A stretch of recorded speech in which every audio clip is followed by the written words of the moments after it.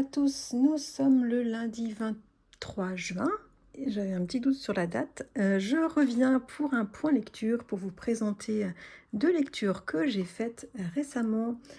Et puis également, comme d'habitude, pour vous parler de mes lectures récentes et de ma lecture en cours. Alors je vais tout de suite commencer par un super roman que j'avais lu au début du mois de mai et que j'avais évoqué ici et que je n'avais pas pris le temps de présenter. Il s'agit de Dans le fossé de Slačana Nina Perković, qui est une auteure serbo-croate qui a une quarantaine d'années, qui est journaliste dans son pays, et ce roman est son tout premier roman, à ce que j'ai compris, qui a eu un énorme succès dans son pays et qui a été traduit en France récemment. Non, voilà, il était en 2024, 2024 en France.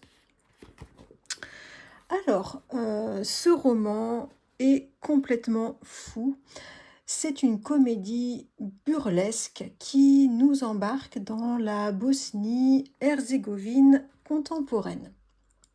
Alors, la narratrice, c'est une jeune femme qui est au chômage, qui est seule, qui est un peu dépressive, qui vit encore chez ses parents, entre une mère très envahissante et très très magouilleuse, et un père au chômage qui, lui, ne décolle pas de son canapé. Cette jeune femme, la narratrice, elle est accro aux téléfilms policiers et elle passe la plupart de son temps dans sa chambre qui est en gros bazar, et soit elle regarde des séries policières, soit elle dort. Et elle va nous raconter les 2 jours de folie qu'elle vient de vivre, puisque elle vient de rentrer chez elle et elle nous raconte ça. En fait, elle a dû se rendre dans le village familial.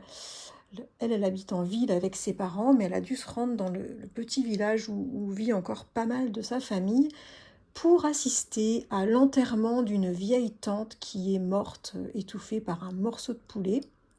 Et en fait, c'est la mère de la narratrice qui a missionné sa fille pour l'enterrement parce que la mère était fâchée avec la tante sur une question d'aspirateur, je crois. Enfin, c'était une vieille fâcherie de broutilles depuis les années 90.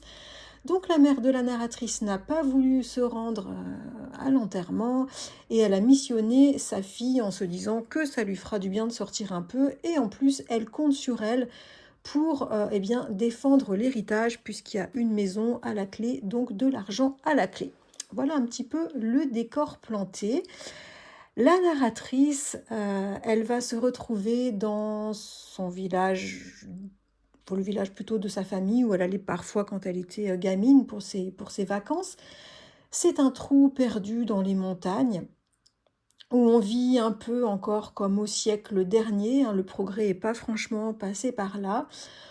Et puis, on va découvrir des personnages complètement déjantés. Il y a des vieilles histoires, des vieux contes de famille qui vont se régler, et alors on va vivre des aventures et des péripéties complètement folles, invraisemblables et complètement loufoques.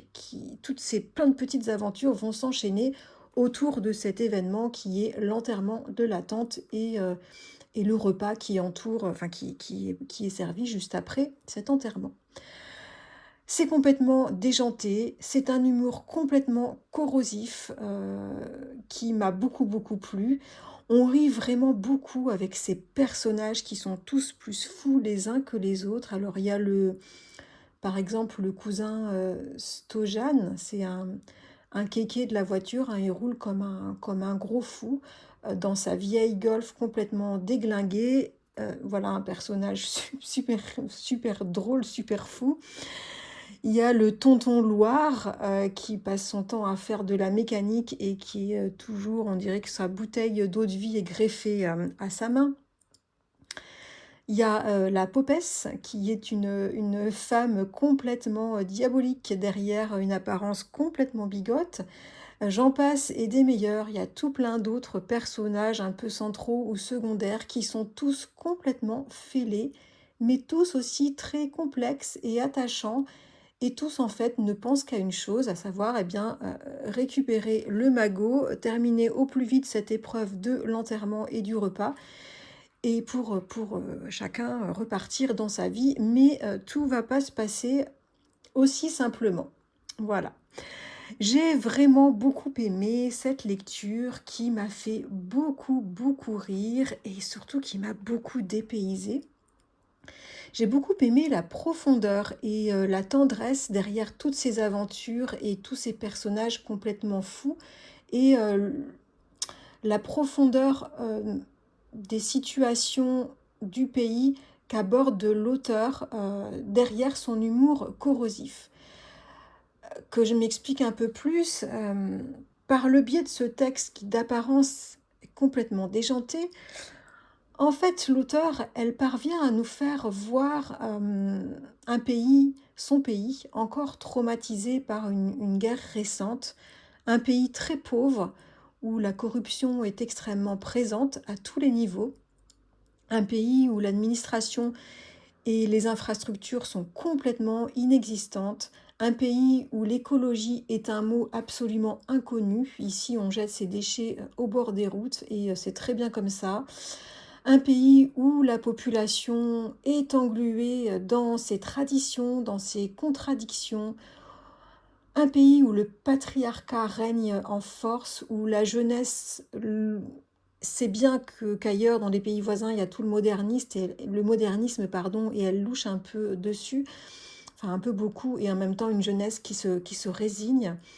Un pays aussi où l'alcool est extrêmement présent, extrêmement problématique et a l'air de constituer une des seules évasions de la population.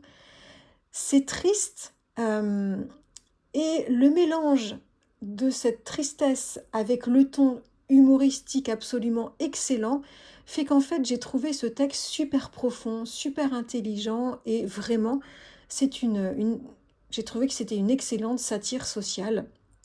C'est un texte surprenant, archi drôle, et qui en même temps apporte une réflexion sociétale vraiment intéressante. Et j'ai aimé m'immerger et m'ouvrir à un pays des Balkans. Je ne connais pas du tout ces pays, je ne connais pas du tout la littérature des Balkans et j'ai adoré découvrir ça à travers cette lecture. Donc c'est une lecture vraiment que je recommande, Dans le fossé de Sladjana Nina Perkovic. Et c'est paru chez Zulma Poche. Alors, le second titre dont je voulais vous parler aujourd'hui, c'est Sésambres d'Hélène Gechtern. À force d'en entendre parler de ce titre sur les réseaux sociaux, enfin puis un peu partout, et puis on me l'avait beaucoup recommandé, donc j'avais été très tentée, je me l'étais offert sur le mois de mai, et puis je l'avais commencé aussitôt, et je l'ai lu tout début de ce mois-ci, tout début juin. Dans Sésambres, alors j'avoue, j'avais un peu de réticence parce que assez souvent, les bouquins dont on parle beaucoup, j'ai des déceptions, donc j'avais un peu peur d'être déçue. Bon, je vais y venir plus tard. Dans ce roman, on suit Yann, qui est un homme cinquantenaire, un prof d'histoire à la Sorbonne. Il est spécialiste de la piraterie marine sous l'Antiquité. Yann, il est divorcé et il n'est pas très bien remis de son divorce, c'est quelqu'un de très solitaire. Alors son père va décéder et quand son père décède, Yann va hériter de la maison familiale. Il s'agit d'une superbe villa style art déco située à Saint-Malo, juste en face de la mer et juste en face de la petite île de Sésambres, un petit paradis quoi. Alors, Yann, il s'ennuie un peu, il commence à s'ennuyer un peu dans son travail, il y a de plus en plus de contraintes administratives et autres à la fac. Il s'y retrouve plus trop dans son travail et puis il a plus trop d'attaches sur Paris parce que son fils unique est parti vivre à l'étranger. Donc Yann, il va décider de prendre un congé sabbatique et il va s'installer dans cette grande maison à Saint-Malo. Une maison que son arrière-grand-père, un industriel notable de la région, avait fait construire. Yann, il arrive dans cette maison où a longtemps habité son père, donc fraîchement décédé, et il se désole un peu, Yann, de ne pas avoir su mieux comprendre son père, qui était un homme très fermé, très dur, et avec qui Yann avait toujours eu de très mauvais rapports. Par exemple, Yann, malgré l'insistance de son père, il avait toujours refusé de suivre le chemin familial en reprenant l'entreprise de transport maritime qu'avait développé l'arrière-grand-père et que son père tenait cette entreprise. Et c'est une cousine à lui qui a repris et Yann n'a pas voulu reprendre. Alors, Yann, il va faire une super découverte. Il va passer du temps dans le bureau de son père qui vient de partir, un énorme bureau avec une grande fenêtre en beau window, avec une vue sublime sur la mer, un bureau rempli de livres. Ça fait super envie, ce genre de bureau. Et il va faire une sacrée découverte puisqu'il va tomber sur toutes les archives de la compagnie donc de transport maritime qu'avait créé son grand-père et puis tous les carnets et les journaux intimes de ce dernier. A priori, le père de Yann les avait rassemblés et bien arrangés, bien organisés. Et Yann va se plonger avec passion dans ses carnets et il va découvrir la vie, les histoires et les personnalités de ses aïeux, de ses descendants. Et puis il va mettre le doigt sur quelques secrets familiaux qu'il va tenter de comprendre. Il va aussi reprendre la nage en mer qu'il a toujours aimée. Il va renouer un peu avec sa famille pour essayer d'avoir quelques réponses sur les petites découvertes qu'il va faire sur ses ancêtres. Et puis aussi, il va faire une rencontre amoureuse. Alors on va suivre la renaissance de Yann en même temps qu'on va se plonger dans l'histoire. C'est un texte à double temporalité et l'histoire dans laquelle on va se plonger, c'est celle du début du XXe siècle et des débuts de l'exploitation du transport maritime touristique. On va découvrir également un petit peu l'histoire de l'île de Sésambre, depuis le Moyen Âge jusqu'à l'horreur qu'elle a vécue à la fin de la Seconde Guerre mondiale. Et puis, il va y avoir, pour lier un peu tout ça, une intrigue autour de la découverte d'un corps non identifié sur l'île de Sésambre. Et je m'arrête là, je n'en dis pas plus sur l'histoire. Alors mon début de lecture a été extrêmement enthousiaste. J'ai notamment beaucoup aimé les descriptions marines d'Hélène Gestern. J'ai trouvé sa plume très belle et voilà, on avait vraiment l'impression d'entendre la mer, de marcher dans le sable. C'était vraiment très agréable ce début de lecture et j'avais hâte de savoir où allait m'embarquer cette histoire. J'avais hâte de savoir ce que Yann allait faire de sa nouvelle vie et de mieux connaître ses ancêtres. Et puis l'auteur s'est lancé, j'ai trouvé, dans pas mal d'histoires variées du passé. Elle va aborder l'histoire de la navigation, l'histoire de l'essor industriel au début du XXe siècle et de ses malversations parfois. Il va y avoir également des histoires intimes, familiales. Il va y avoir l'histoire de l'île de Sésambre à différentes époques. C'était vraiment très varié. Alors c'était très bien documenté et intéressant, mais moi ça m'a perdu. Je ne voyais pas trop où se situait l'intrigue. J'avais du mal à saisir le thème principal de cette histoire et je ne comprenais pas toujours le lien avec Yann. Alors heureusement, le livre est vraiment construit sur des allers-retours passé-présent et on revenait souvent à Yann et à sa nouvelle vie à Saint-Malo. Et c'était une vie que je trouvais intéressante, sauf que bon, là aussi il y a eu un hic pour moi, c'est que Yann m'énervait pas mal en fait avec sa dépression latente, m'agaçait un peu. Bon voilà, il avait ses raisons, il n'y avait pas de souci avec ça, mais j'ai eu du mal avec ce personnage-là. Je trouvais qu'il n'était pas très assuré, qu'il manquait de confiance. Et puis le voilà qui tombe amoureux d'un coup comme ça. Il y a un truc aussi qui m'a un petit peu déplu. Voilà, il est tombé direct amoureux sur des aspects extrêmement physiques. Alors des yeux qui scintillent, des jambes musclées dans un pantalon de running. Et puis il est devenu tout d'un coup omnibulé par cette femme sur ses aspects physiques sans la connaître aucunement. Je trouvais que sur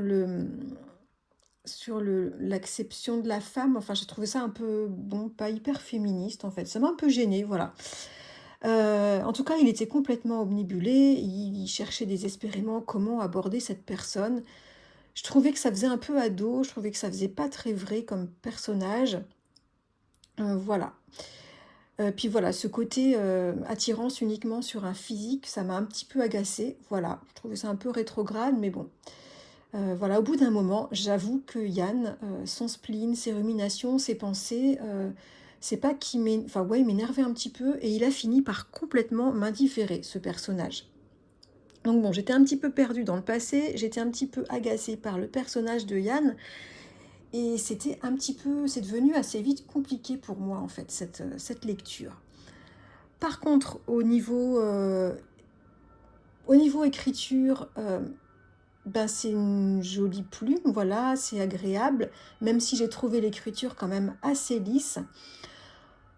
C'est une écriture, j'ai trouvé vraiment très bien faite du point de vue de la narration. Vraiment, elle raconte bien les histoires, Hélène Geistern, mais j'ai trouvé qu'il y avait assez peu d'inventivité ou de débordement. Voilà, c'est très, elle sait où elle va, elle avance dans son histoire et elle déborde pas trop. Et c'est une écriture que j'ai pas trouvée super inventive et moi qui m'a fini par m'ennuyer profondément, mais ça c'est vraiment personnel parce que moi en lecture, je suis bien plus sensible aux écritures et aux écritures un peu libérées et originales plutôt qu'aux histoires. D'ailleurs les histoires je les oublie très vite, quasiment même aussitôt. Donc voilà, du coup la manière la façon d'écrire d'Hélène Geistern m'a pas forcément plu en fait. Il y a même carrément des envolées lyriques qui m'ont fait lever les yeux au ciel à certains moments.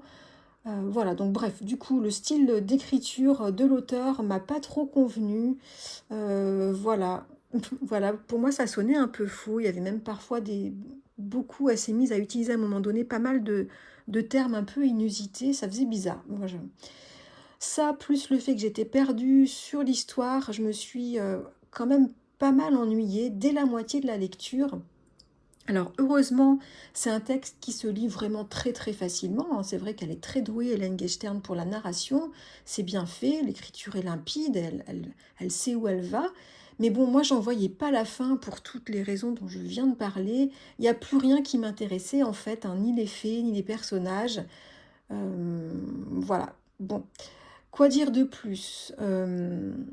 Pour résumer, je suis pas parvenue vraiment à saisir l'intrigue. Je suis pas parvenue à saisir où voulait en venir l'auteur. Si c'était de l'historique, s'il y avait une intrigue policière. J'ai pas compris. Voilà, ou en tout cas, il y en avait peut-être trop pour moi, c'est possible. Le personnage central qui m'a agacé, la plume qui m'a pas convenu. Voilà, une fin qui n'en finissait plus, j'ai trouvé, et puis qui prenait aussi, alors je pense que c'est peut-être ça qui m'a achevé. La fin a vraiment des allures de romance, et moi, la romance, c'est pas du tout mon truc.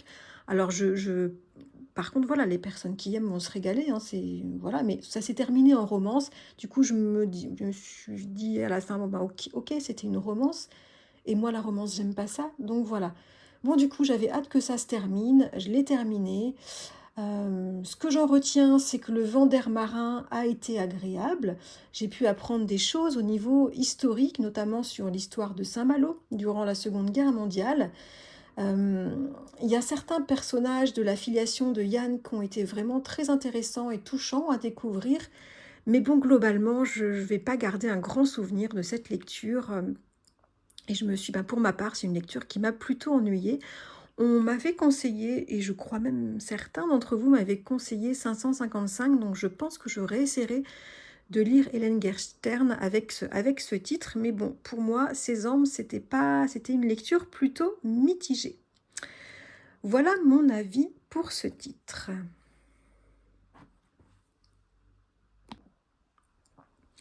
Au niveau de mes lectures récentes et mes lectures du moment, je vous avais laissé la semaine dernière, j'avais commencé ma lecture de Une amitié de Sylvia Wallon, je l'ai terminée hier et ça a été un énorme coup de cœur, peut-être même plus que d'Acier. Ouais, au moins égal à d'Acier. Je reviens très vite, mais je l'ai encore en tête, Sylvia Avalon. Je pense que ça va être mon auteur, chouchoute de l'année, 2025. J'en reparle très vite et je suis plongée dans la lecture, enfin plongée. Je l'ai commencé hier soir et j'ai lu que 50 pages, mais alors cette fois-ci, je suis plongée dans un roman de science-fiction que m'a prêté ma copine Marjolaine de la chaîne du nom de Marjolaine Desjonquers. Je mettrai le lien dans la barre d'infos. Un roman de science-fiction qui lui avait beaucoup plu. Je suis avec des pantins et des robots. C'est une réécriture du conte de Pinocchio. Et pour l'instant, j'aime beaucoup, beaucoup. Ça me fait vraiment du bien de partir dans un univers de science-fiction. Donc j'ai hâte de continuer cette lecture. Et ben voilà pour ce point lecture. Comme d'habitude, je vous attends en commentaire. J'ai hâte de savoir ce que vous êtes en train de lire en ce moment, savoir si vous passez de bons moments de lecture. J'aimerais beaucoup échanger avec vous sur ce titre, Ces hommes, qu'il n'a pas fait sur moi, mais il l'a fait pour beaucoup. Et j'aimerais échanger nos impressions sur ce titre et puis savoir si vous avez lu ce titre de Sljana Nina Perkovic dans le fossé, et si c'est pas le cas et si vous aimez les satires sociales et les romans un peu déjantés, eh bien je le recommande fortement. Je vous laisse pour aujourd'hui. Je reviens très vite pour un point lecture ou peut-être un book haul, je ne sais pas encore. J'aimerais aussi faire mon point sur mes meilleures lectures depuis le début de l'année. On verra bien. En tout cas, je vous dis à très bientôt et je vous attends en commentaire.